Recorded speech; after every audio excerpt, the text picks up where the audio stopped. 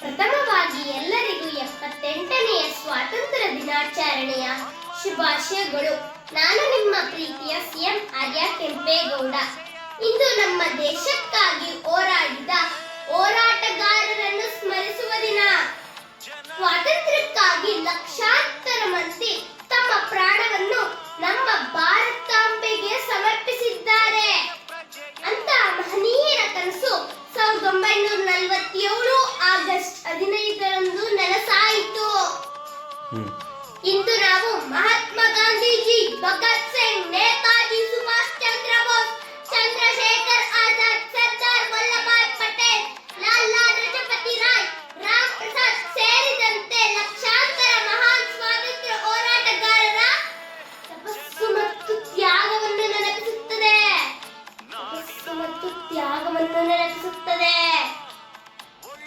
ಅಂದು ನಮ್ಮ ಪೂರ್ವಜರು ತಂದುಕೊಟ್ಟ ಸ್ವಾತಂತ್ರ್ಯವನ್ನು ಇಂದು ಭ್ರಷ್ಟ ರಾಜಕಾರಣಿಗಳು, ಭ್ರಷ್ಟ ಅಧಿಕಾರಿಗಳು ನಮ್ಮ ದೇಶದ ಸಂಪತ್ತನ್ನು ತಮ್ಮದಾಗಿಸಿಕೊಂಡಿದ್ದಾರೆ. ಅಂದು ಸ್ವಾತಂತ್ರ್ಯ ಪೂರ್ವದಲ್ಲಿ ಶಿಕ್ಷಣ ಮತ್ತು ಆರೋಗ್ಯ ಸಂಪೂರ್ಣ ಉಚಿತವಾಗಿತ್ತು. ಇಂದು ಶಿಕ್ಷಣ ಮತ್ತು ಆರೋಗ್ಯ ಖಾಸಗೀಕರಣವಾಗಿದೆ. ಪ್ರತಿಯೊಬ್ಬರು ಯೋಚಿಸಿ ನೋಡಿ. ಹಗರಣದ ಮೇಲೆ ಹಗರಣ, ಲಂಚ, ಭ್ರಷ್ಟಾಚಾರ ತಾಂಡವಾಡುತ್ತಿದೆ. ಅಂದು ಬ್ರಿಟಿಷರ ಮುಂದೆ ಗುಲಾಮಗಿರಿ, ಇಂದು ರಾಜಕಾರಣಿಗಳ ಮುಂದೆ ಮತ್ತು ಅಧಿಕಾರಿಗಳ ಮುಂದೆ ಗುಲಾಮಗಿರಿ. ಎಲ್ಲಿ ಸ್ವಾತಂತ್ರ್ಯ? ಯಾರಿಗೆ ಸ್ವಾತಂತ್ರ್ಯ? ಎಲ್ಲಿ ಸ್ವಾತಂತ್ರ್ಯ?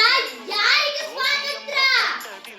ಬನ್ನಿ ನಾವು ನೀವು ಎಲ್ಲ ಶ್ರೇಷ್ಠ ಭಾರತವನ್ನು ಕಟ್ಟೋಣ. ನಮ್ಮ ಭಾರತ ದೇಶವನ್ನು ವಿಶ್ವಗುರು ಆಗಿ ನಿರ್ಮಾಣ ಮಾಡೋಣ. ನಮ್ಮ ಭಾರತ ದೇಶವನ್ನು ವಿಶ್ವಗುರು ಆಗಿ ನಿರ್ಮಾಣ ಮಾಡೋಣ ಎಂದು ಹೇಳಿ ನನ್ನ ಪುಟ್ಟ ಮಾತುಗಳನ್ನು ಮುಗಿಸ್ತೇನೆ. ಬಲೋ ಭಾರತ್ ಮಾತಾ ಕಿ ಜೈ. ಬಲೋ ಭಾರತ್ ಮಾತಾ ಕಿ ಜೈ. ವಂದೇ ಮಾತರಂ. ವಂದೇ ಮಾತರಂ. ಜೈ ಹಿಂದ್. ಅನಾಸೆಯ ಆಗಸವ